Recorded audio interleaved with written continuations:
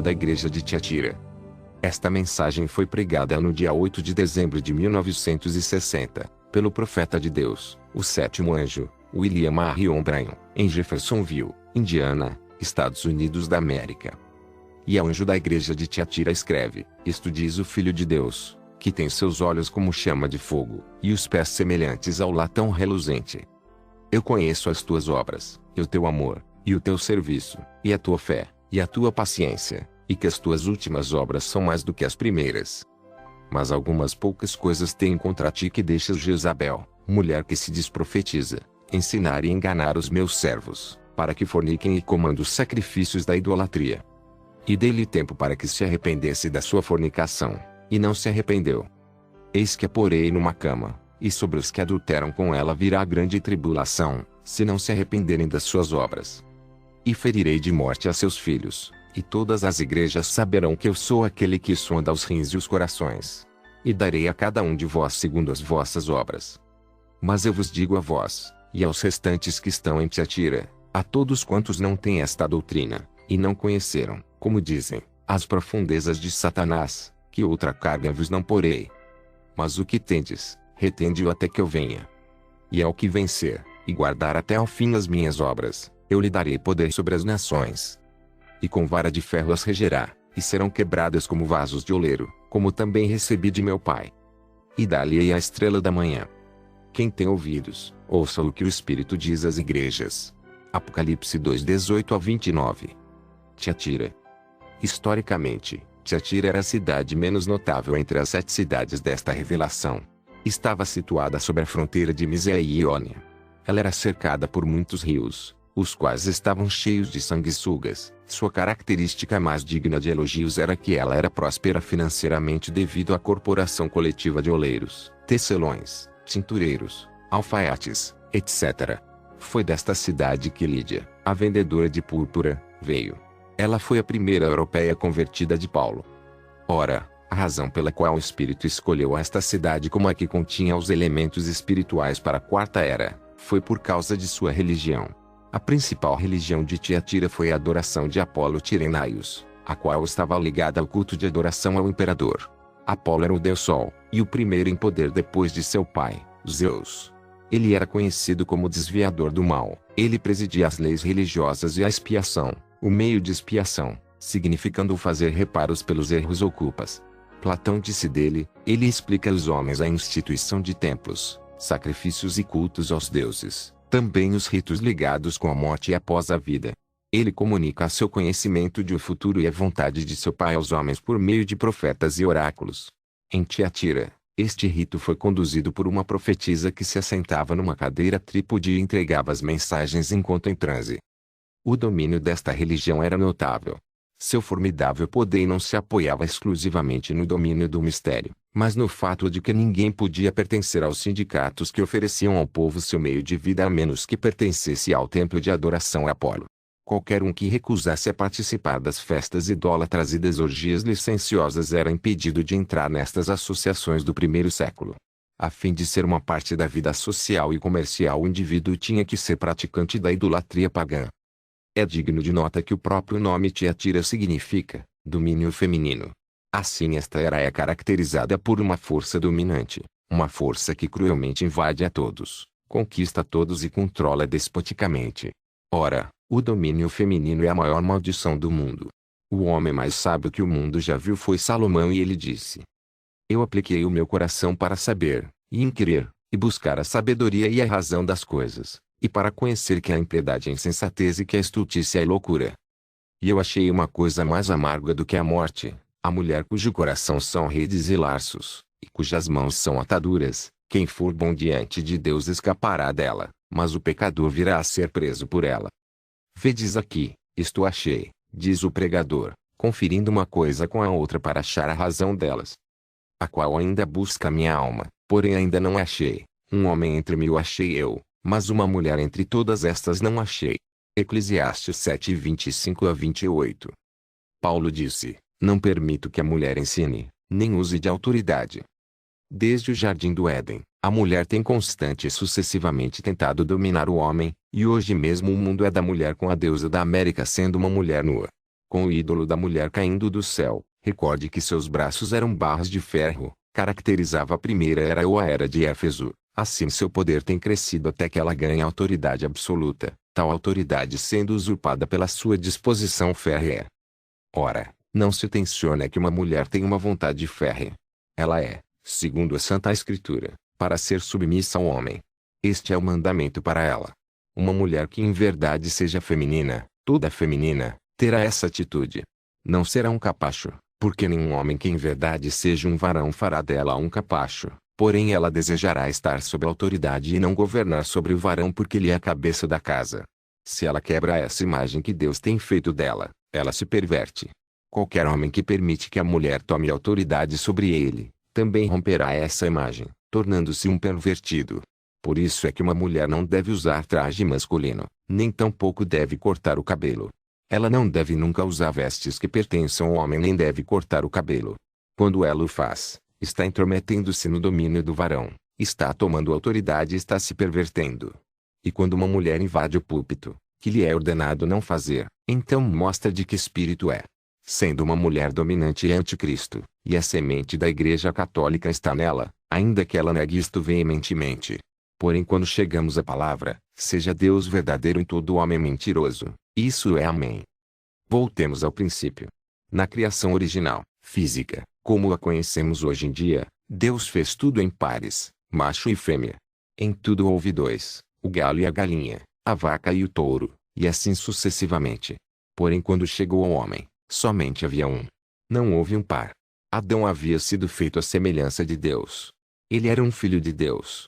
Como um filho de Deus, ele não podia ser tentado e logo cair. Isso seria impossível.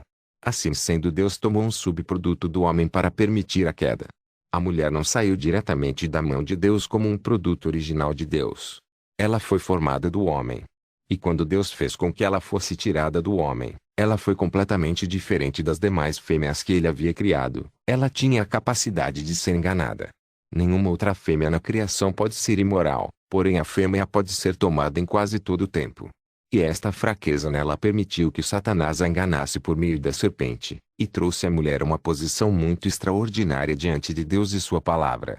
Por um lado, ela é tipo de toda coisa vulgar, imunda e aborrecível, e por outro lado, ela é tipo de toda coisa limpa, formosa e santa, como receptáculo do Espírito e as bênçãos de Deus.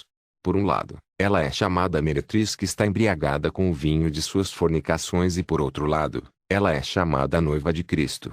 Por um lado, ela é chamada mistério da Babilônia, abominação diante de Deus, e por outro lado, ela é chamada Nova Jerusalém, nossa mãe. Por um lado, ela é tão aborrecível, malvada e lasciva que é sumariamente lançada no lago de fogo como o único lugar digno que merece, e por outro lado, ela é exaltada ao céu, compartilhando do próprio trono de Deus como o único lugar próprio para uma rainha como ela. E nesta era de Tiatira, ela é uma mulher dominante. Ela é o mistério da Babilônia. Ela é a grande meretriz. Ela é Jezabel, a falsa profetisa. Por quê? Porque a mulher verdadeira é submissa a Deus. Cristo é sua cabeça. Ela não tem outra palavra senão a dele, nem pensamentos fora dos dele, nenhuma direção além do dele. Porém, o que há sobre esta igreja? Ela tem se desviado da palavra e tem destruído as Bíblias e os documentos dignos dos homens piedosos. Ela tem matado aos que pregam a verdade. Ela tem se apoderado de reis, príncipes e nações.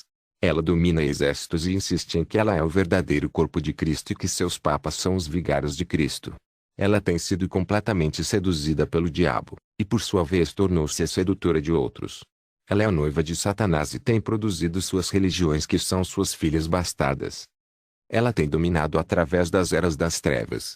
Por mais de 900 anos ela saqueou e destruiu, terminou com as artes, destruiu as ciências, não produziu senão a morte até que a luz da verdade foi quase inteiramente extinguida e somente uma tênue chama de luz permaneceu.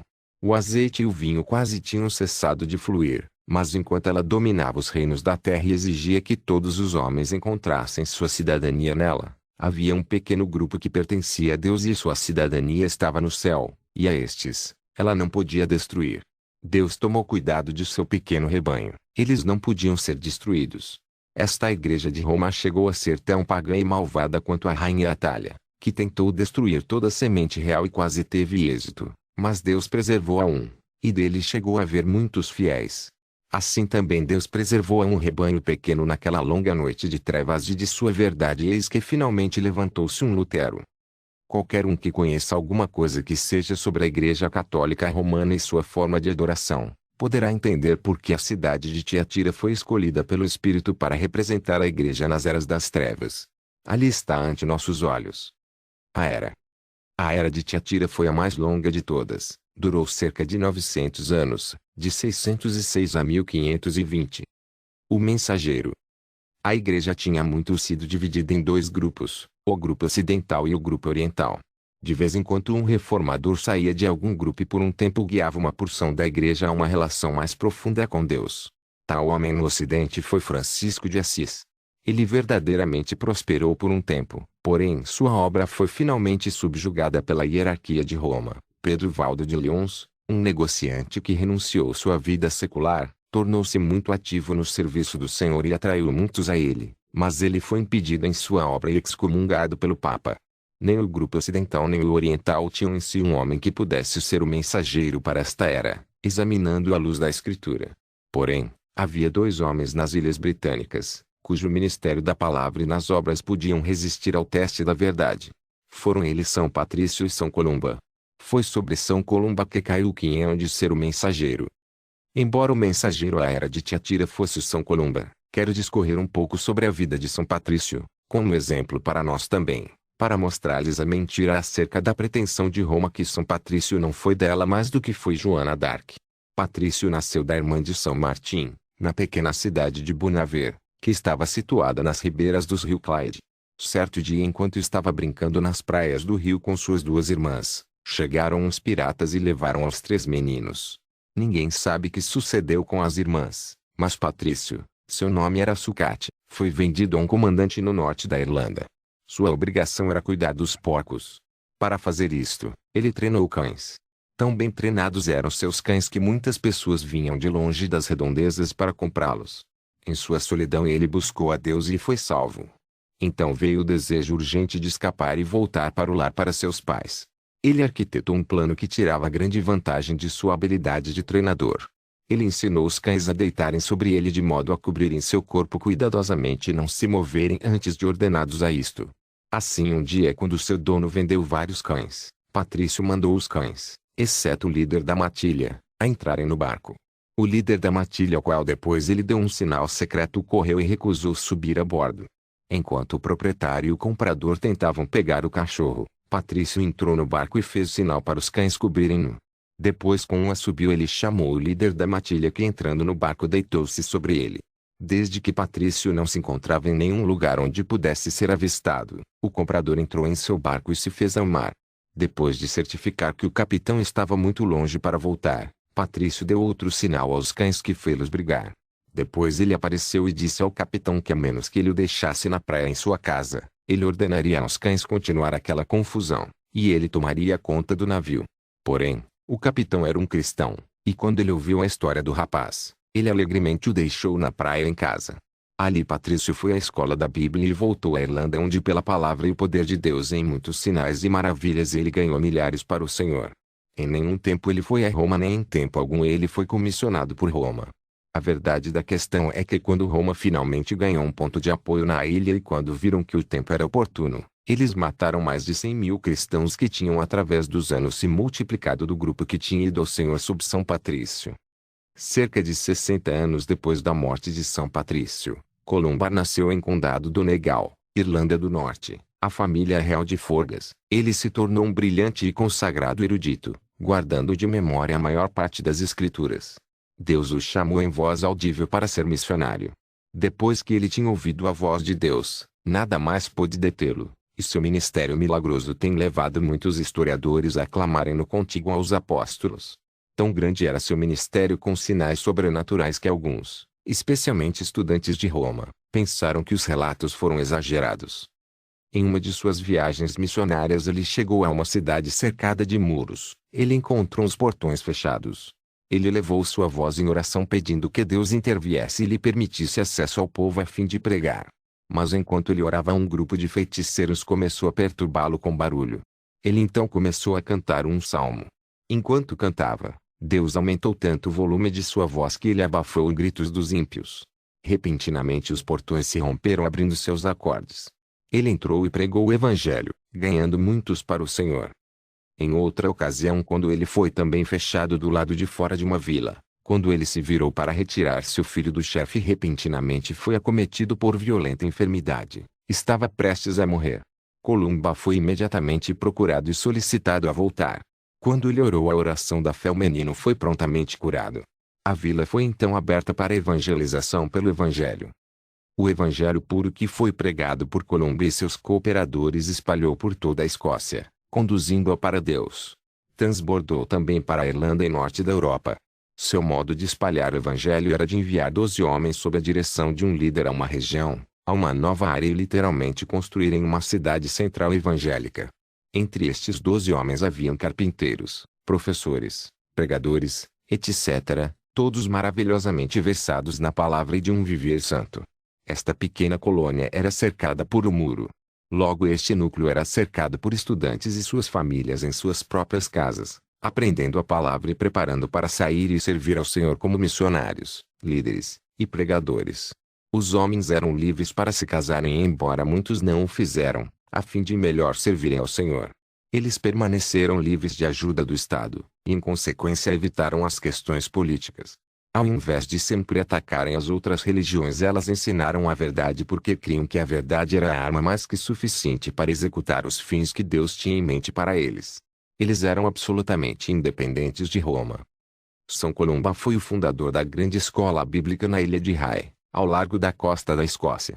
Quando ele chegou lá, a ilha era tão estéril e rochosa que não podia produzir alimento suficiente para todos eles. Mas Columba plantou a semente com uma mão enquanto mantinha a outra erguida em oração. Hoje a ilha é uma das mais férteis do mundo. Deste centro bíblico da ilha saíram poderosos eruditos dotados de sabedoria do poder de Deus.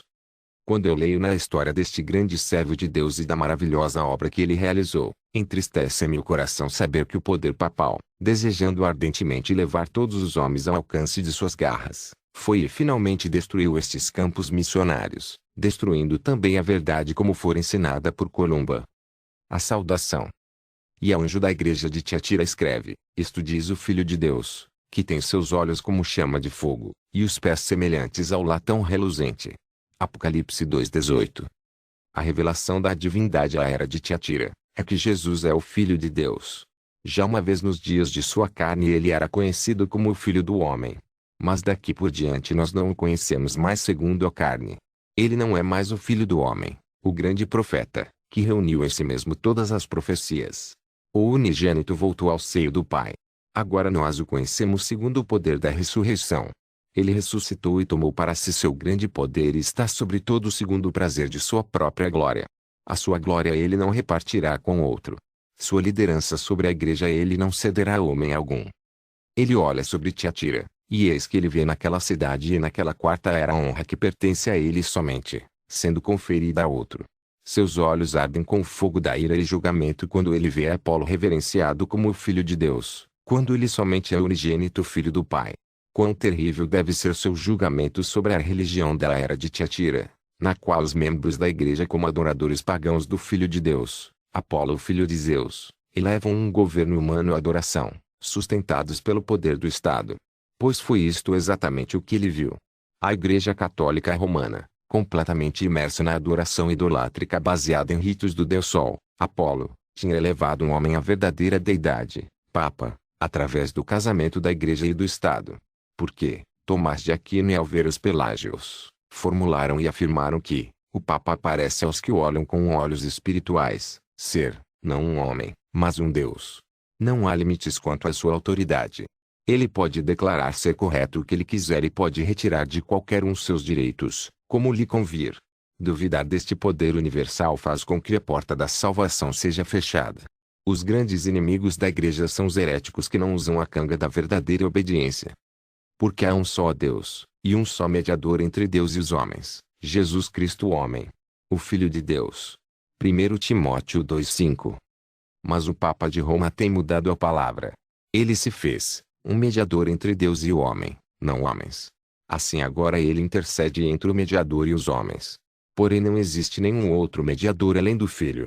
O Papa pronuncia salvação através de Roma. Mas não há salvação a não ser através do Filho de Deus. Com razão seus olhos ardem com forte juízo. Não é de causar admiração que os pés sejam como latão reluzente enquanto ele se encontra pronto para reduzir a pó os reinos ímpios deste mundo.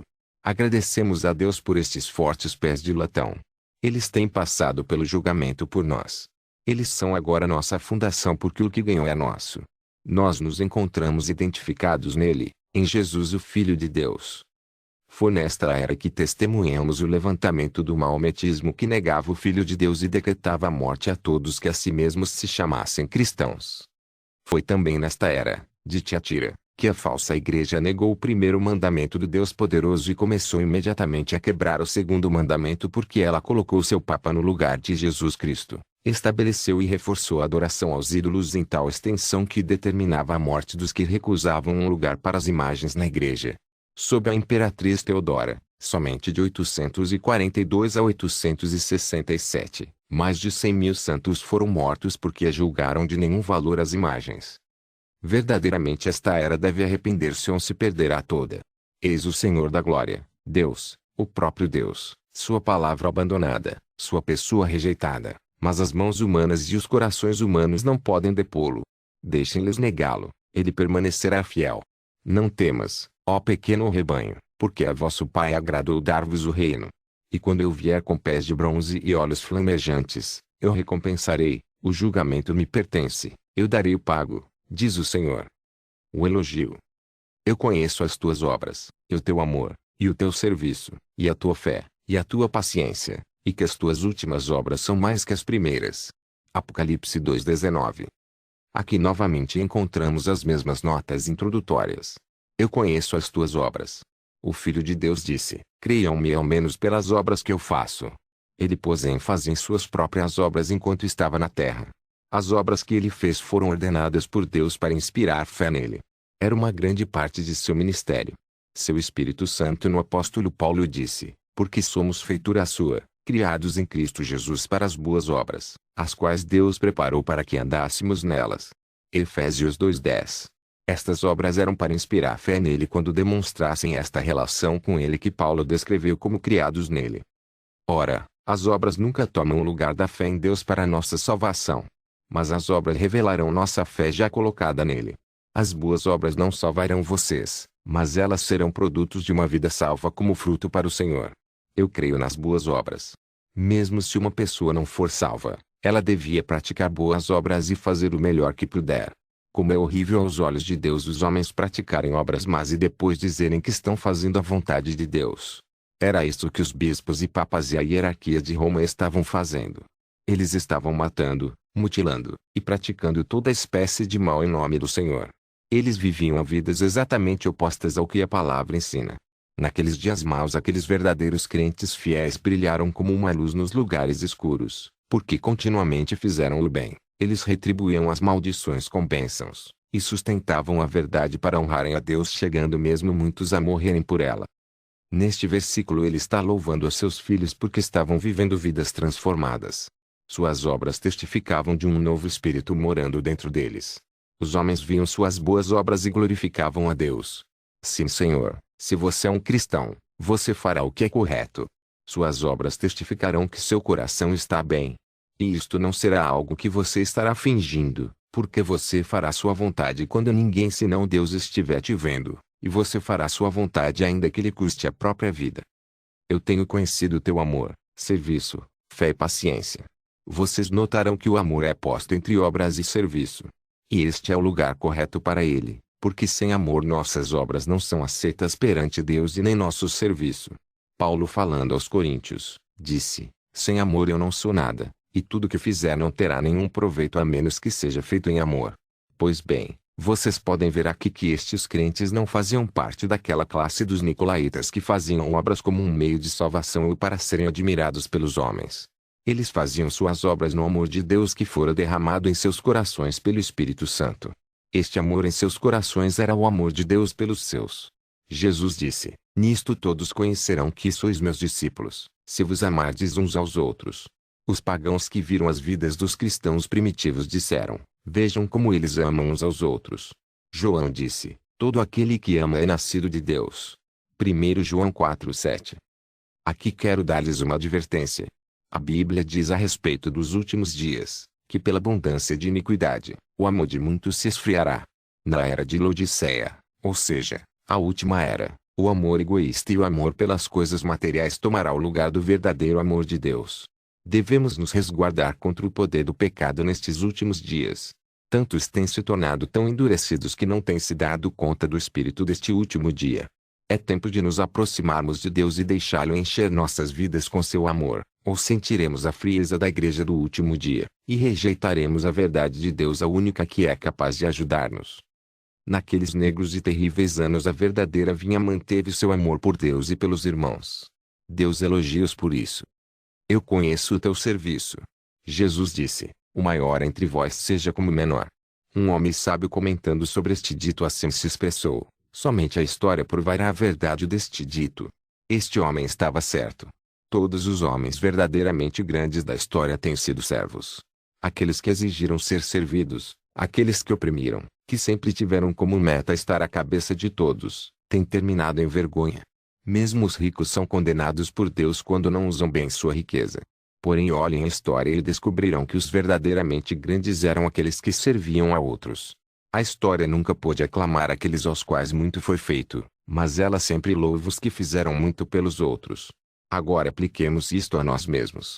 Assim como o Filho do Homem não veio para ser servido, mas para servir, assim também devemos seguir o seu exemplo. Vejam-no quando ele se abaixa para lavar os pés dos apóstolos, aqueles pés cansados e sujos. Ele disse: o que faço agora não sabeis, mas sabereis depois. Mas o que me vedes fazendo deveis fazer também. Ele se tornou um servo a fim de que Deus pudesse elevá-lo às alturas sublimes. E um dia, no julgamento dos santos, vamos ouvi-lo dizer: bem está, bom e fiel servo, entra no gozo do teu Senhor. É difícil ser sempre servo. Aqueles que se afadigam por causa dos outros estarão um dia sentados com ele em seu trono. Valerá mais do que tudo. Trabalhemos para o Mestre, do amanhecer ao pôr do sol. Falemos de seu maravilhoso amor e de seu cuidado, e quando toda a vida tiver passado e nosso trabalho tiver sido feito, quando se fizer a chamada além, lá estarei. Eu conheço a tua fé. Ora, aquele não diz o que disse à igreja em Pérgamo: tu retens minha fé. Ele não está falando sobre sua fé, mas está elogiando-lhes por sua fidelidade. E à medida que o está fazendo, também menciona a sua paciência. Fidelidade e paciência vão juntamente. Por certo, a paciência é o resultado da fidelidade, porque em São Tiago 1,3 diz: sabendo que a prova da vossa fé opera paciência. Não há nenhuma outra maneira para obter paciência. Tem que vir como resultado da prova de sua fé. Sabendo que a tribulação produz a paciência. Romanos 5,3. É visto em São Tiago 1,4 a elevada consideração que Deus tem quanto à operação de nossa fé.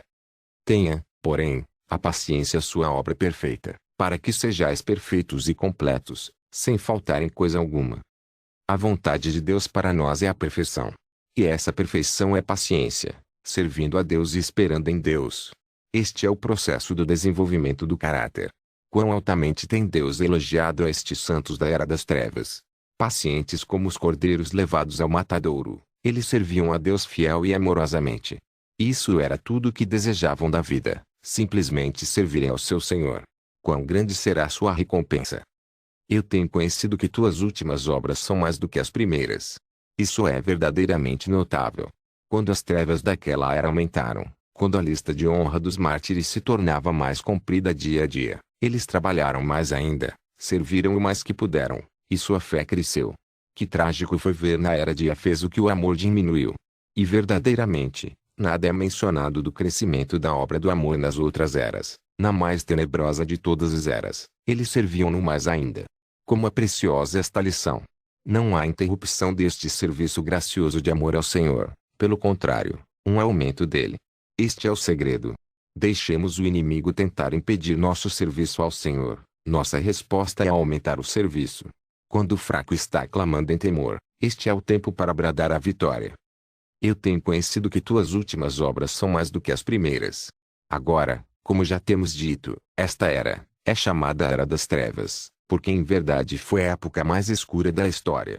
Foi a era do Papa Inocêncio III que reivindicou ser o vigário de Cristo, supremo soberano sobre a Igreja e o mundo, quem instituiu a Inquisição, a qual, sob sua direção, derramou mais sangue do que em qualquer outro tempo, exceto no tempo da Reforma. Foi a era da pornografia, o governo das meretrizes. Sagarius III tinha uma amante e encheu o coro papal de concubinas e filhos bastardos e transformou o palácio papal em um covil de ladrões. Anastácio III foi morto asfixiado por Marozia, que era amante de Sagarius. João XI era filho ilegítimo da Marozia. João XII era neto de Marozia e ele violava viúvas e virgens e foi morto pelo marido furioso da mulher com quem se encontrava no ato do adultério. Foi a era do cisma papal, pois duas linhagens de papas, uma governando de Avignon e outra de Roma, amaldiçoavam e lutavam entre si. Estes papas eram não somente culpados de atos imorais do sexo, gerando um número sem fim de filhos ilegítimos, cometendo sodomia, etc., mas eram também culpados de venderem ofícios sacerdotais a quem mais pagasse.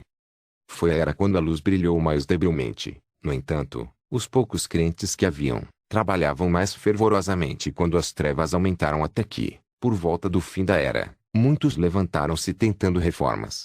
Suas obras foram tão fervorosas que eles prepararam o caminho para a reforma que principiava. Por isso a palavra diz sobre esta era, suas últimas obras, ao fim da era, são mais do que as primeiras. A palavra, Tiatira, tem vários significados entre os quais destacamos, sacrifício contínuo. Muitos creem ser uma profecia referente à missa, que é uma apresentação contínua do sacrifício de Cristo. Este é um pensamento excelente, mas ela pode também significar o contínuo sacrifício de vidas e trabalhos dos crentes verdadeiros do Senhor. Certamente estes santos de Tiatira foram a nata de todos os crentes, cheios do Espírito Santo e de fé, criados para as boas obras, executando sua vontade, não considerando suas vidas preciosas para si mesmos, mas alegremente dando seu tudo como um sacrifício suave ao Senhor. A repreensão.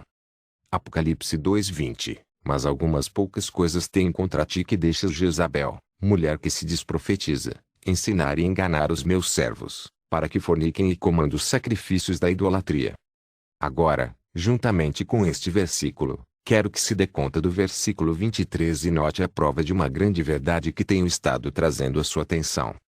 E ferirei de morte a seus filhos, e todas as igrejas saberão que eu sou aquele que sonda os rins e os corações. Tenho falado durante todo o tempo que há verdadeiramente duas igrejas, embora o Espírito fale a ambas em cada era como se fossem uma. Aqui está claramente declarado que há igrejas, e declara tão claramente que algumas destas igrejas muito evidentemente não sabem que ele é o que sonda os rins e o coração. Ele vai provar a eles que é desta maneira. Pois, que igrejas serão estas que não conhecem essa verdade? É claro que é a falsa vinha, porque os verdadeiros crentes, certamente, sabem que o julgamento começa pela casa de Deus, e eles, tendo temor de Deus, julgam-se a si mesmos para que não sejam julgados. Ora, porque Deus chama estas igrejas de suas igrejas, muito embora sejam elas da falsa vinha. A verdade do assunto é que elas são cristãs. Mas não são cristãs do Espírito. Elas são cristãs da carne. Elas estão tomando nome em vão. Marcos 7:7. Em vão, porém, me honram, ensinando doutrinas que são mandamentos de homens. Mas realmente são cristãos, porque outra coisa poderia ser. Um maometano é um maometano. Essa é a sua religião, não importa que vida eles vivam, porque subscrevem a teoria que o Corão ensina. Da mesma maneira, um cristão é um cristão, enquanto ele subscreve o fato que Jesus é o Filho de Deus, nascido de uma virgem, foi crucificado e morreu e ressuscitou, que ele é o Salvador do gênero humano, etc. Na verdade, na era de Laodiceia haverá aqueles que se chamam a si mesmos de cristãos porque consentem as boas qualidades de Jesus, enquanto reservam para si mesmos o direito de negarem sua deidade. Os cientistas cristãos já têm feito isto, como também multidões que pregam um evangelho social. Ele é um cristão nominal e pertence à igreja. Mas ele não é um crente verdadeiro ou espiritual. Essa espécie de crente é aquele que foi batizado no corpo de Cristo e é um membro dele. Mas, não obstante, é a ordem de Deus que o joio cresça junto com o trigo e ele não é para ser extirpado. Este é o mandamento de Deus. Seu dia de ser amarrado e queimado está vindo, porém agora não. Deste modo o Espírito está falando a este grupo misto. De um lado ele está louvando, do outro ele está repreendendo. Ele tem dito o que é certo com o crente verdadeiro. Ora, Ele adverte o que a falsa vinha tem de fazer-se é para ela comparecer justificada diante do Senhor. A mulher Jezabel. O apóstolo Tiago mostrou-nos o curso que o pecado toma. Tiago 1:14-15. Mas cada um é tentado, quando atraído e engodado pela sua própria concupiscência. Depois, havendo a concupiscência concebido, dá à luz o pecado, e o pecado, sendo consumado, gera a morte. Agora, isso é uma semelhança exata do que está sucedendo nas eras da igreja. Assim como o pecado começou com nada menos que uma sensação, assim também a morte da igreja começou com os atos simples e pouco notados dos nicolaítas. Dos atos passou a ser uma doutrina. De uma doutrina passou a abarcar o poder do Estado e a introdução do paganismo. Agora, nesta era passa a sua própria profetisa, mestra, e assim vai continuando até que se encontre algum dia no lago de fogo, porque ali é exatamente onde vai encontrar seu fim, na segunda morte. Agora, o clamor de Deus, contra essa quarta era, se encontra em sua denúncia contra esta profetisa Jezabel. E para entender melhor o porquê dessa denúncia, teremos que esquadrinhar sua história na Bíblia, e quando encontrarmos o que ela fez no passado, então saberemos o que está fazendo neste tempo. A primeira e importantíssima coisa que aprendemos sobre Jezabel é que ela não é uma filha de Abraão, nem se encontra sua introdução em uma das tribos de Israel em uma admissão espiritual como foi de Ruth, a Moabita. Não, senhor. Esta mulher era filha de Etibal, rei de Sidom, 1 Reis 16:31, que era sacerdote de Astarte. Ele tinha ganhado o trono assassinando seu predecessor, Felis. Assim vemos imediatamente que ela era filha de um assassino. Isto, certamente, lembra-nos Caim. E o modo como ela se tornou parte de Israel não foi através dos canais espirituais que Deus tinha ordenado para a admissão dos gentios, mas ela entrou pelo casamento com Acabe, o rei das 10 tribos de Israel. Agora esta união, como temos visto, não foi espiritual, foi política. E desta maneira esta mulher que estava mergulhada na idolatria não tinha o mínimo desejo de tornar-se uma adoradora do único Deus verdadeiro, mas pelo contrário, ela entrou com intenções declaradas de desviar Israel do Senhor. Ora, Israel, as 10 tribos, já tinha conhecido o que era adorar bezerros de ouro, mas eles ainda não tinham sido vendidos à idolatria, porque Deus era adorado e a lei de Moisés era conhecida. Mas desde o tempo do casamento de Acabe com Jezabel, a idolatria progrediu numa forma mortal. Isto foi quando esta mulher se tornou uma sacerdotisa no templo que ela erigiu a Astarte, Vênus, e Baal, deus do sol. Que Israel chegou ao ponto mais crítico de sua vida. Com este conhecimento, podemos começar a ver agora o que o Espírito de Deus está dando a conhecer nesta era de Tiatira. Eis aí. Acabe casou-se com Jezabel e ele a fez como uma manobra política para fortalecer seu reino e assegurá-lo. Foi isto exatamente o que a igreja fez quando ela se casou sob Constantino. Os dois se ajuntaram por razões políticas, embora dessem uns ares espirituais a isto. Ora, ninguém pode convencer-me que Constantino era um cristão. Ele era um pagão com um disfarce cristão. Ele pintou cruzes brancas nos escudos dos soldados. Ele foi o originador dos Cavaleiros de Colombo. Ele colocou uma cruz na Torre de Santa Sofia, com isto começando uma tradição. A ideia de Constantino era unir a todos, os pagãos, os cristãos nominais e os verdadeiros cristãos. E por algum tempo parecia que ele ia ter êxito porque crentes verdadeiros se moveram para ver se poderiam levar de regresso aqueles que tinham se desviado da palavra. Quando eles perceberam que não poderiam retorná-los à verdade, eles foram forçados a se desligarem do corpo político. Então quando eles o fizeram, eles foram chamados de heréticos e foram perseguidos. Permitam-me dizer aqui que temos a mesma coisa transcorrendo agora. O povo todo está se unindo. Eles estão escrevendo uma Bíblia que se adapte à necessidade de todos, quer seja judeu, católico ou protestante. Eles têm o seu próprio concílio de Nicéia, mas o chamam de concílio ecumênico. E vocês sabem a quem todas essas organizações combatem. Elas combatem os verdadeiros pentecostais. Eu não quero dizer a organização chamada pentecostal. Eu quero dizer aqueles que são pentecostais porque eles são cheios do Espírito Santo e têm os sinais e dons em seu meio porque eles andam na verdade. Quando Acabe casou-se com Jezabel por razões políticas, ele vendeu sua primogenitura. Você se une com uma organização e você vende sua primogenitura, irmão, quer você creia nisto ou não. Cada grupo protestante que sai e então volta vende sua primogenitura, e quando você vende sua primogenitura você fica exatamente como Esaú. Você pode chorar e arrepender-se o quanto quiser, isto porém não fará nenhum bem. Há somente uma coisa que você pode fazer e esta é: sai dela, povo meu, e pare de compartilhar de seus pecados. Agora, se você pensa que eu não estou certo, responda simplesmente esta pergunta. Pode qualquer homem vivo dizer-me que igreja ou qual movimento de Deus já teve algum reavivamento e voltou depois e entrou em uma organização e tornou-se uma denominação? Leia sua história. Você não pode encontrar nenhum, nem sequer um. Foi a hora da meia-noite para Israel quando ele ajuntou-se com o mundo e deixou o espiritual para preferir o político. Soou a meia-noite em Nicéia quando a igreja fez a mesma coisa. É a meia-noite agora quando as igrejas estão se ajuntando. Ora, quando Acabe casou-se com Jezabel, ele permitiu que ela tomasse o dinheiro do Estado e erigisse duas enormes casas para adorar Astarte e Baal. A que foi erigida para Baal era suficientemente grande para todo o Israel vir adorar nela. E quando Constantino e a igreja se casaram, ele deu os edifícios da igreja, e edificou altares e imagens, e organizou a hierarquia que já tinha sido concebida. Quando Jezabel conseguiu o poder do Estado garantindo-a, ela impôs sua religião sobre o povo e matou os profetas e os sacerdotes de Deus. Este assunto chegou a tal grau de perversão, que Elias, o mensageiro do seu dia, pensou que só ele havia restado, porém Deus tinha outros 7.000 que não haviam dobrado seus joelhos a Baal. E hoje mesmo, entre essas denominações de batistas, metodistas, presbiterianos, etc., há alguns que sairão e regressarão a Deus. Eu quero que você saiba que eu nunca tenho estado contra as pessoas. É contra a denominação, o sistema organizado que eu estou contra. Eu tenho de estar contra este sistema porque Deus o odeia. Agora permitam-nos parar um momento aqui e repassarmos o que temos exposto sobre a adoração em Tiatira. Eu disse que eles adoravam Apolo, que era o Deus Sol, juntamente com o imperador.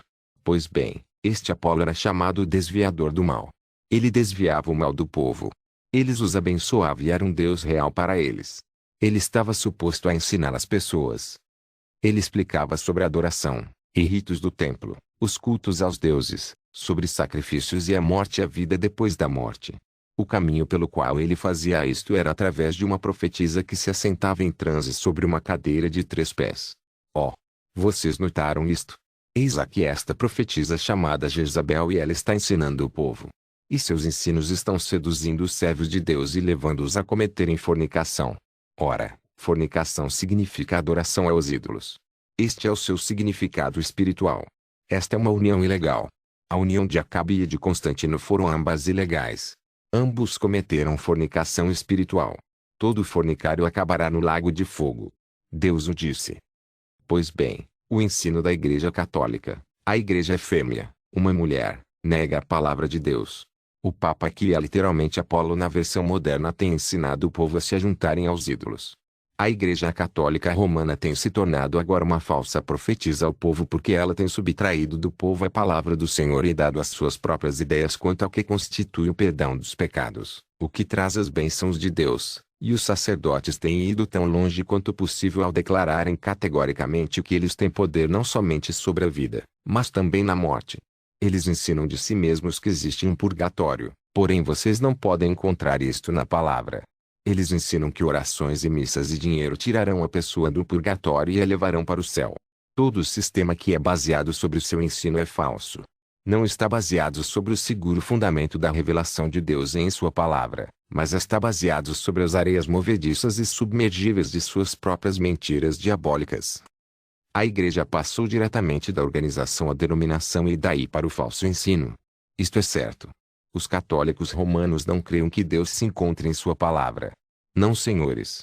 Se eles o crescem, eles teriam de se arrepender e voltar, mas eles dizem que Deus está em sua igreja. Isto faria da Bíblia a história da Igreja Católica. Mas não é assim. Vejam, simplesmente o que dizem sobre o batismo com água. Eles mudam-no de um batismo cristão para um batismo pagão de títulos. Deixe-me dizer-lhes sobre uma experiência que tive com um padre católico.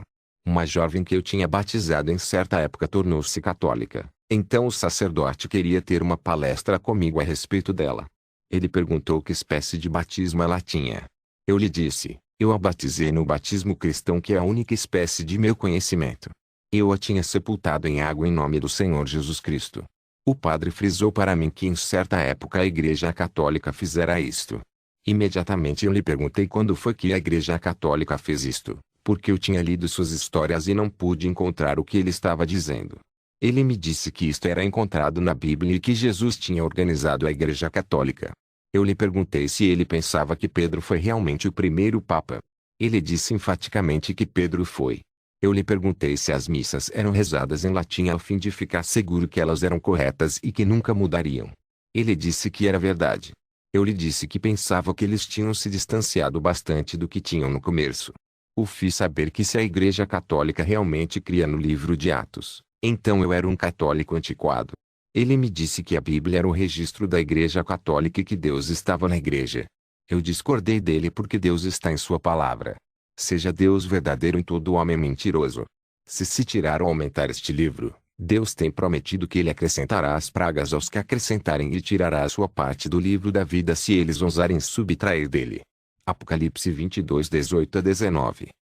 Deixem-me tão somente mostrar-lhes como a Igreja Católica crê que Deus está na Igreja ao invés de estar na palavra.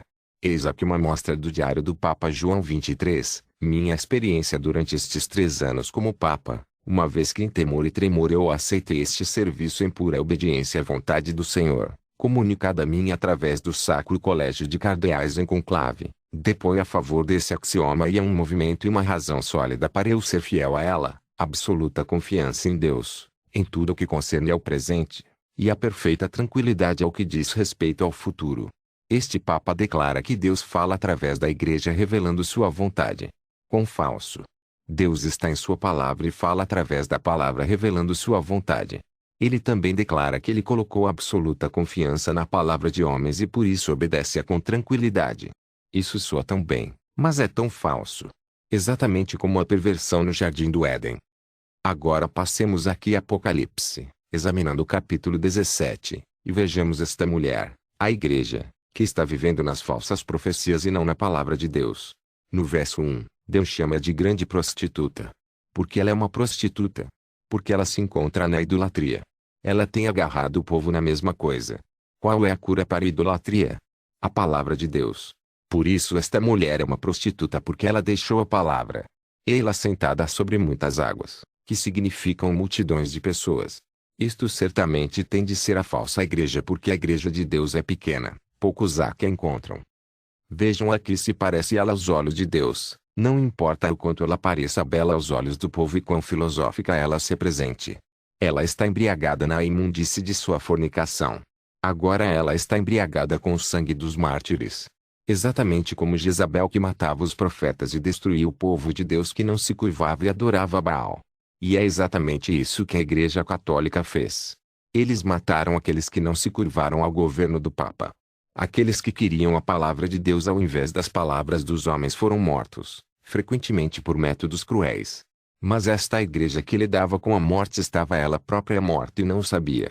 Não havia vida nela e jamais quaisquer sinais a seguiam. Tempo para arrependimento.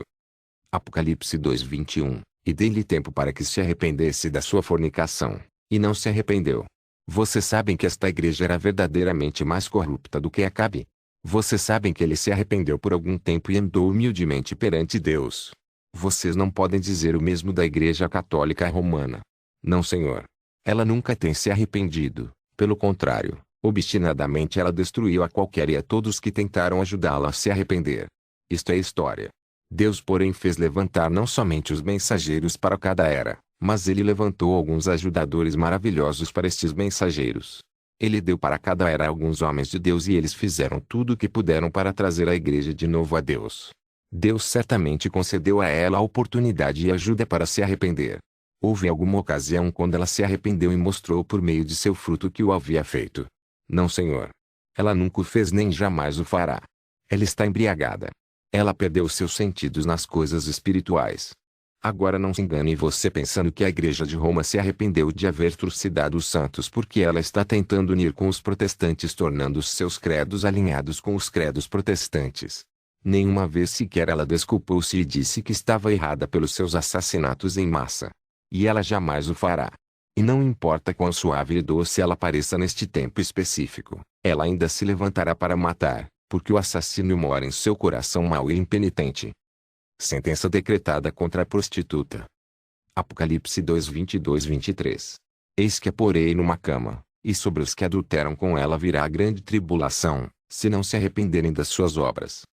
E ferirei de morte a seus filhos, e todas as igrejas saberão que eu sou aquele que sonda os rins e os corações.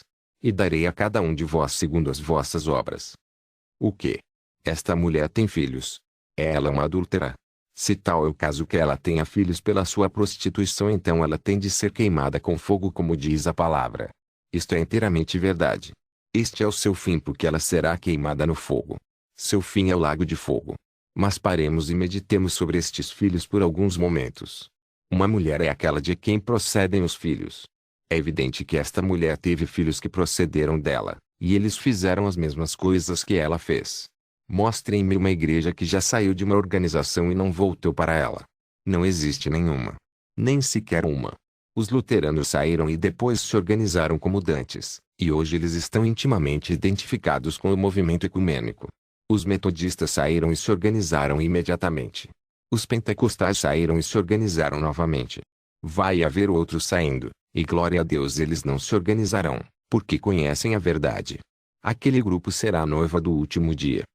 Agora, aqui nos é dito que esta prostituta teve filhos. Quem são eles então? São filhas, porque são igrejas exatamente como ela. Ora, eis aqui um ponto verdadeiramente interessante. Jezabel e Acabe tinham uma filha. Esta filha casou-se com Jeorão, filho de Josafá, e em 2 Reis 8,16 diz que Jeorão andou nos caminhos de seu sogro. Ele foi diretamente à idolatria por este casamento. Ele trouxe o temor e a adoração do Deus de Judá à idolatria. É isto exatamente o que todas estas igrejas filhas têm feito, assim como eu tenho salientado para vocês. Elas começam na verdade, e casam-se na organização e deixam a palavra aceitando a tradição, credos, etc. Agora deixe-me concluir. Em Hebreus 13:7 diz: lembrai-vos de vossos pastores que vos falaram a palavra de Deus. É a palavra que nos governa, não homens. Ora, um homem como um marido é a cabeça da mulher. Ele a governa. Mas a igreja é uma mulher também, e seu governador é a palavra, Jesus é a palavra. Se ela rejeita a palavra e toma qualquer outra liderança, ela está em adultério. Agora você me cite uma igreja que não tem desistido da palavra, aceitando em lugar das mesmas tradições e os credos. Todas são adúlteras, tal mãe tal filha. Qual será o castigo da meretriz e de suas filhas? Bem, ele será duplo. Primeiramente ele disse: eu a porei numa cama. De acordo com a última parte do verso 22, será um leito de tribulação, ou a grande tribulação. É exatamente isto que Jesus disse em Mateus 25, 1-13. Haviam 10 virgens. 5 eram prudentes e 5 eram tolas. As 5 prudentes tinham azeite, o Espírito Santo, porém as outras 5 não tinham. Quando se ouviu o clamor, eis aí vem o noivo, as 5 tolas tiveram que sair correndo, procurando óleo, enquanto as 5 virgens prudentes entraram para as núpcias. As 5 que ficaram de fora foram deixadas para a grande tribulação. É isto que acontecerá a todos que não subirem no arrebatamento. É isto que virá sobre a meretriz e suas filhas. Em segundo lugar diz que ele ferirá de morte a todas elas, ou como diz a tradução literal, sejam postas à morte com morte. Este é um dizer estranho. Podíamos dizer, seja o homem levado à morte por enforcamento, ou por meio da cadeira elétrica ou de alguma outra maneira. Porém aqui diz, sejam levados à morte pela morte. A própria morte é a causa de sua morte. Agora eu desejo que vocês vejam isto claramente. Assim tomarei novamente a ilustração da filha de Jezabel casando-se na casa de Judá e desta maneira levando-a diretamente à idolatria e fazendo que Deus entregasse Judá à morte. Foi isto que Balaão fez também. Então aqui estava Jezabel com seu paganismo. Lá longe está Judá particularmente adorando a Deus e vivendo sob a palavra. Então Jezabel casa a sua filha com Jeorão. No instante que isto aconteceu, Jeorão levou o povo a se tornar idólatra. No instante em que este casamento teve lugar, Judá estava morto. A morte espiritual entrou. No instante em que a primeira igreja de Roma se organizou, ela morreu. No instante em que os luteranos se organizaram, a morte entrou e eles morreram. Os pentecostais surgiram mais tarde e eles se organizaram. O Espírito os deixou, embora não creiam. Mas ele o fez. Aquele casamento trouxe a morte. Depois a luz da unidade divina surgiu. Eles se organizaram e eles também morreram.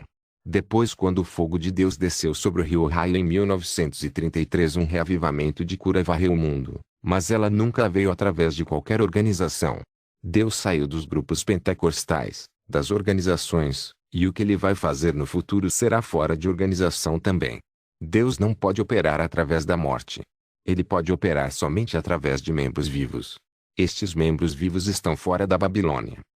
Assim vocês veem, a morte ou organização veio, e a igreja morreu, ou para tornar mais claro, a morte tornou-se permanente onde pouco tempo antes reinava somente a vida. Assim como Eva trouxe a morte ao gênero humano, assim agora a organização é um produto de uma dupla corrupção. Nicolaísmo e balanismo, propagados pela profetisa Jezabel. Ora, Eva deveria ter sido queimada juntamente com a serpente pelas suas terríveis obras. Porém Adão interveio, tomando-a imediatamente para si, de modo que ela foi salva.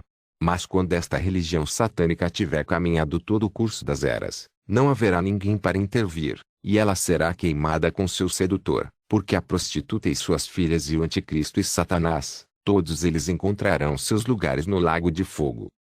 Agora, pode ser que esteja me adiantando e talvez deveria reservar isto para mensagens sobre a última era, mas parece acertado estampar isto agora porque trata tão claramente com a organização e o que vai acontecer através dela.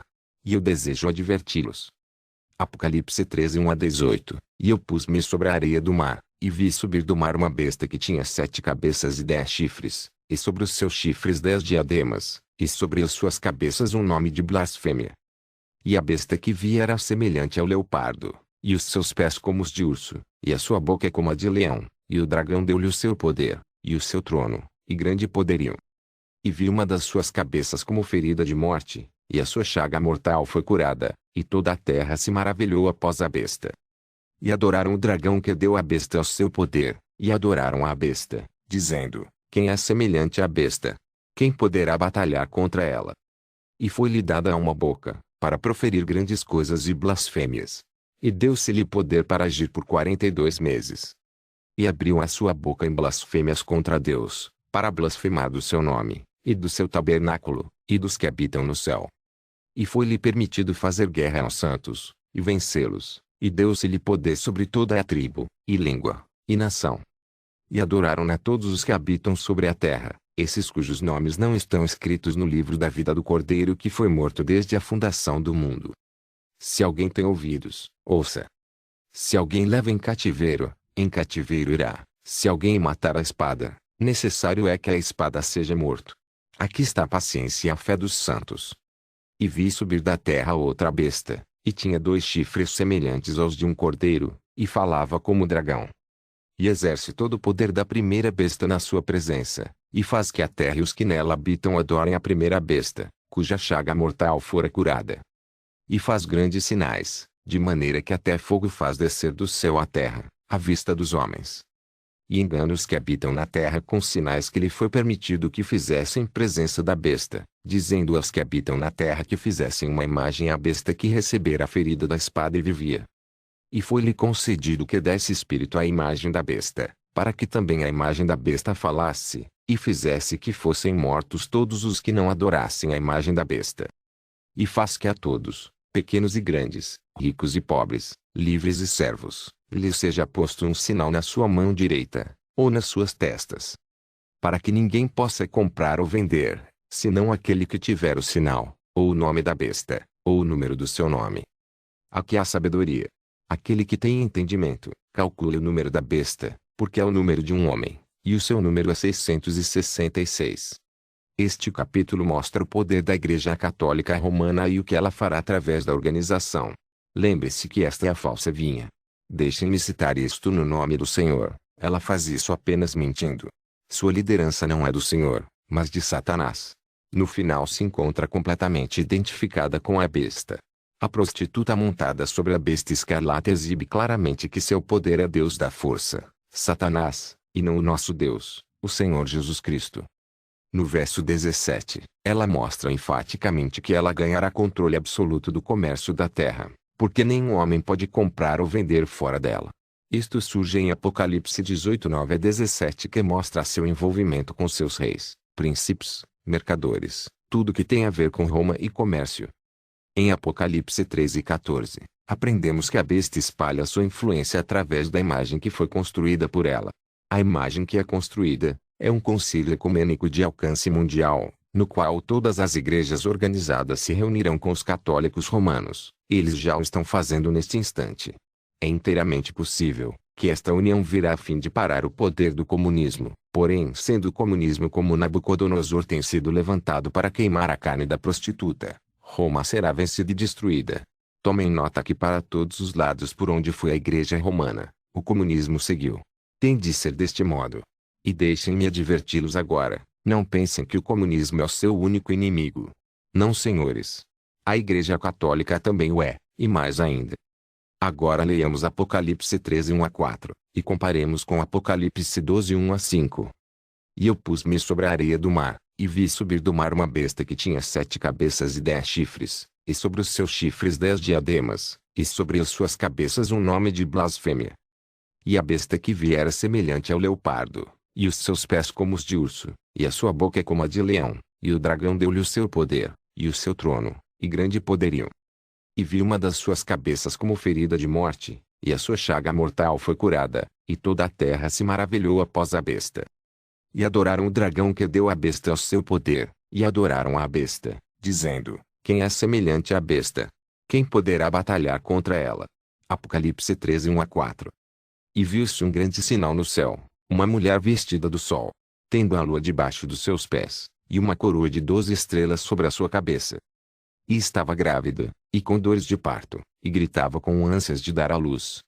E viu-se outro sinal no céu, e eis que era um grande dragão vermelho, que tinha 7 cabeças e 10 chifres, e sobre as suas cabeças 7 diademas.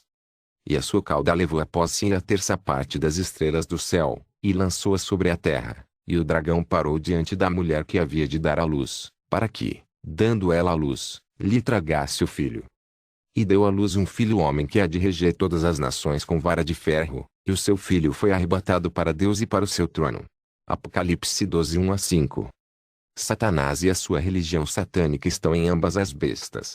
Em Apocalipse 14, a besta que foi ferida para a morte, mas que viveu novamente é Roma pagã imperial que caiu ao violento ataque dos bárbaros e por isso perdeu seu poder temporal. Mas ela o reconquistou na Roma papal.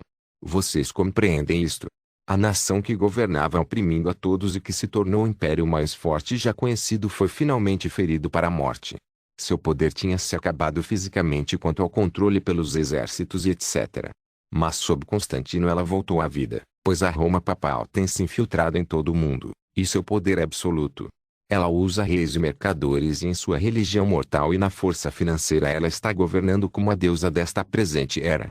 Ela é também o dragão que ficou esperando para devorar o filho. Herodes tentou matar o Senhor Jesus e falhou. Mais tarde Jesus foi crucificado pelos soldados romanos, mas agora ele está elevado ao trono.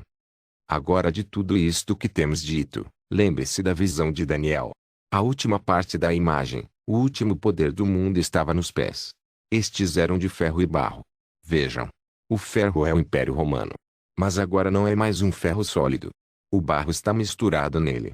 No entanto, ele tratando dos negócios do mundo tanto nas nações democráticas como nas mais despóticas. A Igreja Romana está em toda a nação. Ela está misturada em todas elas. Deixem-me dar-lhes algo mais sobre o ferro e o barro. Lembre-se quando Khrushchev bateu seus sapatos sobre a mesa das Nações Unidas? Bem, havia 5 nações orientais ali e 5 ocidentais. Khrushchev falou pelas do Oriente e o presidente Eisenhower pelo do Ocidente. Na Rússia, Khrushchev significa barro e Eisenhower significa ferro. Os 2 principais líderes do mundo, os 2 dedões dos pés de ferro e barro, estavam lado a lado. Estamos no final de tudo. No versículo 4 está a pergunta: quem poderá batalhar contra a besta? Hoje em dia há alguns grandes nomes no mundo. Há algumas nações poderosas, porém, neste instante Roma está se preparando. O Papa está no assento de direção. E seu poder está aumentando. Ninguém pode fazer guerra contra ele. No verso 6, e abriu sua boca em blasfêmias, ensinando em lugar da doutrina os pensamentos de homens obstinados, exaltados, amantes dos prazeres, tendo a forma de piedade e negando a eficácia dela. Ele blasfema o nome de Deus, mudando este nome para títulos e recusando fazer de outro modo. O versículo 7 diz: e foi-lhe permitido fazer guerra aos santos. Perseguição, morte ao verdadeiro crente e tudo em nome do Senhor a fim de que o nome de Deus seja blasfemado, assim como é na Rússia, por causa do que a religião católica fez lá. Verso 8. E adoraram-na todos os que habitam sobre a terra, esses cujos nomes não estão escritos no livro da vida do Cordeiro que foi morto desde a fundação do mundo, o adoraram. Graças a Deus que as ovelhas não o adoram. Todos menos os eleitos serão enganados. Eles não serão enganados, porque eles ouvem a voz do pastor e o seguem. Pois bem, vejam isto, o que temos tentado mostrar-lhes. Esta semente da morte que começou na primeira era, esta semente de organização, tem finalmente crescido e se tornado na árvore na qual toda espécie de aves imundas estão alojadas. A despeito de suas afirmações de que ela é a doadora da vida, ela é a doadora de morte. Seu fruto é morte. Aqueles que têm compartilhado dela estão mortos. Este poderoso sistema mundial de igreja que ilude o mundo que nela se encontra a salvação física e espiritual engana e destrói as multidões. Mas não somente ela é a morte personificada, mas a carcaça desta criatura morte será ela própria levada à morte com a morte que está no lago de fogo. Oh, estes homens perceberão qual será o seu fim permanecendo nela. Sai dela, porque morrereis. Uma admoestação final. E ferirei de morte a seus filhos, e todas as igrejas saberão que eu sou aquele que sonda os rins e os corações. E darei a cada um de vós segundo as vossas obras. Apocalipse 2:23. Dos olhos ao coração, isso nunca tem mudado, tampouco mudará jamais. Aqui, como através de todas as eras, há dois grupos, os dois proclamando sua revelação de Deus e sua relação com Deus. Todavia o fundamento de Deus fica firme, tendo este selo: o Senhor conhece os que são seus. 2 Timóteo 2:19. O Senhor sonda os rins. A palavra sonda significa seguir as pegadas ou seguir após. Deus segue as pegadas de nossos pensamentos, rins. Ele sabe o que há em nossos corações. Ele vê as nossas obras que são uma manifestação definida do que vai dentro de nós. É de nossos corações que procede a justiça ou a injustiça. Nossos motivos, propósitos, todos são conhecidos dele, pois ele observa cada ação nossa. E cada ação, cada palavra, será levada a julgamento quando for dado o relato de nossas vidas. Não havia nenhum temor de Deus na falsa vinha e eles pagarão caro. Porque todos os que invocam seu nome, devem viver como convém aos santos. Pode ser que enganaremos as pessoas, mas nunca enganaremos ao Senhor. A promessa naqueles dias de trevas. Mas eu vos digo a vós, e aos restantes que estão em Tiatira, a todos quantos não têm esta doutrina, e não conheceram, como dizem, as profundezas de Satanás, que outra carga vos não porei. Mas o que tendes, retende-o até que eu venha. Apocalipse 2:24-25. Agora, antes de entrar na promessa, deixe-me mostrar-lhe de novo que a igreja, assim como o Espírito, fala dela neste livro, tem duas vinhas cujos galhos emaranhados a formam. Mas eu vos digo a vós, e aos restantes que estão em Tiatira, a todos quantos não têm esta doutrina. Eis aí. Ele está falando a dois grupos. Um tem a doutrina, o outro não tem. Ei-los, espalhados sobre as nações, cada um com suas doutrinas opondo ao outro. Um é de Deus, conhecendo suas profundezas. O outro é de Satanás, conhecendo as profundezas de Satanás. Eu não porei sobre vós outra carga. A palavra para carga é peso ou pressão. A pressão das idades das trevas ou fazia vergar ou quebrava. Curvar ou morrer. Era a Inquisição, o poder do império sustentando a adoração satânica. Organizem-se ou serão mortos. Cada era teve suas pressões. Por exemplo, uma grande carga da última era é a pressão dos ricos, vida superficial e tensões nervosas em uma era complexa que parecemos incapacitados de vivê-la. Esta quarta era parece ter sido uma carga especificada. Era enfrentar Roma, resistir pela palavra mesmo até a morte. Eles não têm conhecido as profundezas de Satanás. Parece que este verso foi deixado de lado pelos comentaristas porque não foram capazes de calcular a qual doutrina ou quais experiências se refere esta frase. Verdadeiramente é simples saber a que se refere. Primeiramente vamos saber o que é a profundeza de Deus, e a vontade oposta será então verdadeiramente a profundeza de Satanás. Para que, segundo as riquezas da sua glória, vos conceda que sejais corroborados com poder pelo seu Espírito no homem interior. Para que Cristo habite pela fé nos vossos corações, a fim de, estando arraigados e fundados em amor, poderdes perfeitamente compreender, com todos os santos, qual seja a largura, e o comprimento, e a altura, e a profundidade. E conhecer o amor de Cristo, que excede todo o entendimento, para que sejais cheios de toda a plenitude de Deus. Efésios 3:16-19. Agora, segundo estes versículos, quando um homem conhece a profundidade de Deus em sua vida, é uma verdadeira experiência pessoal do Espírito de Deus habitando nele, e sua mente é iluminada pela sabedoria e conhecimento de Deus através da palavra. Mas a profundidade de Satanás será que ele tentará destruir isto. Ele tentará, como sempre tenta, arranjar um substituto para esta realidade de Deus. Como ele fará isto? Ele tirará o conhecimento da verdade de Deus, destruirá a palavra para colocar a sua própria. Foi assim que Deus disse. Ele então substituirá o Cristo pessoal em nossos espíritos. Ele o fará, como levou Israel a fazer o mesmo, através de um ser humano reinando como rei ao invés de Deus. A experiência do novo nascimento será rejeitada a favor da filiação à igreja. As profundezas de Satanás têm entrado nesta era.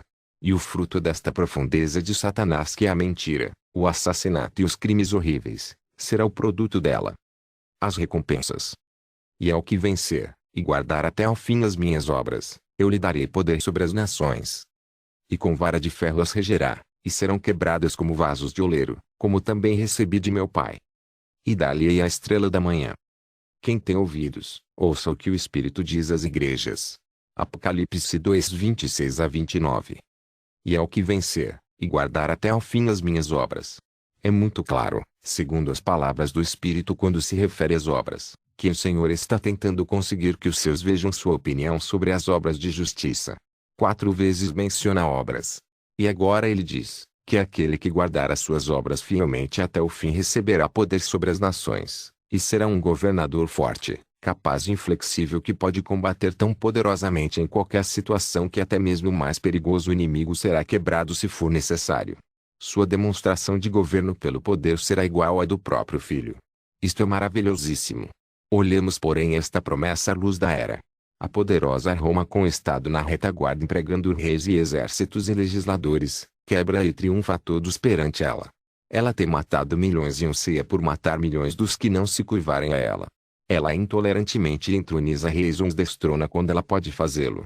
Sim, sua interferência tem levado verdadeiramente as nações a caírem porque ela tem determinado destruir os eleitos de Deus. Suas obras são as obras do diabo, porque ela assassina e mente como ele fez. Mas vem um dia quando o Senhor vai dizer, traga estes meus inimigos perante mim, e os mate. Então, quando sua justa indignação cair sobre os blasfemos, será quando os justos estarão com o Senhor. Os justos vindo com ele em glória, destruirão aqueles que destroem a terra e massacram os santos de Deus. Esta será uma era de virar o rosto, de terrível angústia, mas vem um dia quando a verdade prevalecerá e quem resistirá em seu fogo e quem será salvo? Somente os redimidos do Senhor. E dá-lhe a estrela da manhã. De acordo com Apocalipse 22:16, segundo Pedro 1:19, Jesus é a estrela da manhã. Eu sou a raiz e a geração de Davi, a resplandecente estrela da manhã.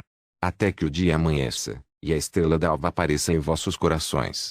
O Espírito está, pois, fazendo uma promessa aos eleitos da idade das trevas relativa a si mesmo e depois nas eras por vir. Como já temos declarado, Jesus se identifica com os mensageiros de cada era. Eles recebem dele a revelação sobre a palavra para cada período. Esta revelação tira os eleitos de Deus do mundo e leva-os a uma completa união com Jesus Cristo. Estes mensageiros são chamados estrelas porque eles são portadores de luz à noite. Assim, nas trevas do pecado, eles trazem a luz de Deus a seu povo. Esta é a era das trevas.